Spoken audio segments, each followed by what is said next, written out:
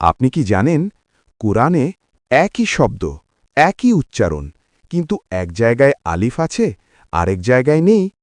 আজ আমরা জানব কুরআনের ভাষাগত এক আশ্চর্য মজিজা, যা ১৪০০ বছর আগে নাজিল হওয়া আল্লাহর কালামের নিখুঁততার প্রমাণ।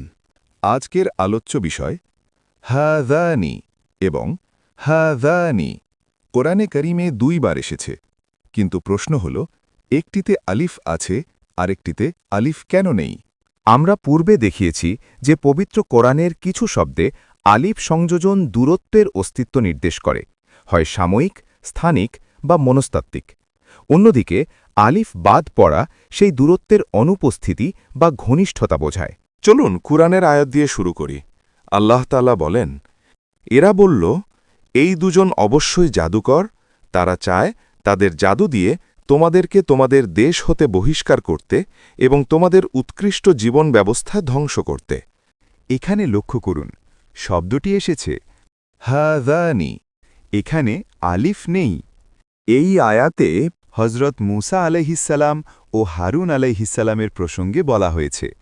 তাদের উভয়ের মধ্যে সময়, স্থান ও আদর্শগত দিক থেকে সম্পূর্ণ সামঞ্জস্য ছিল, কোনো দূরত্ব ছিল না। তাই এখানে হাযানি আলিফ ছাড়া শব্দটি ব্যবহৃত হয়েছে। এবার চলুন অন্য আয়াতটি দেখি। আল্লাহ তাআলা বলেন, এরা দুটি বিপদমান পক্ষ, তারা তাদের প্রতিপালক সম্বন্ধে বিতর্ক করে। যারা কুফরি করে তাদের জন্য প্রস্তুত করা হয়েছে আগুনের পোশাক, তাদের মাথার ওপর ঢালিয়া দেওয়া হবে ফুটন্ত পানি। এখানে শব্দটি এসেছে হাযানি আলিফ সহ। এই আয়াতে প্রেক্ষাপটটি হল দুটি ভিন্ন পক্ষ।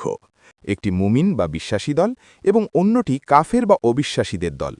তাদের মধ্যে আদর্শগত দূরত্ব বিদ্যমান, যেমন বিশ্বাসগত দূরত্ব, সত্য ও মিথ্যার দূরত্ব।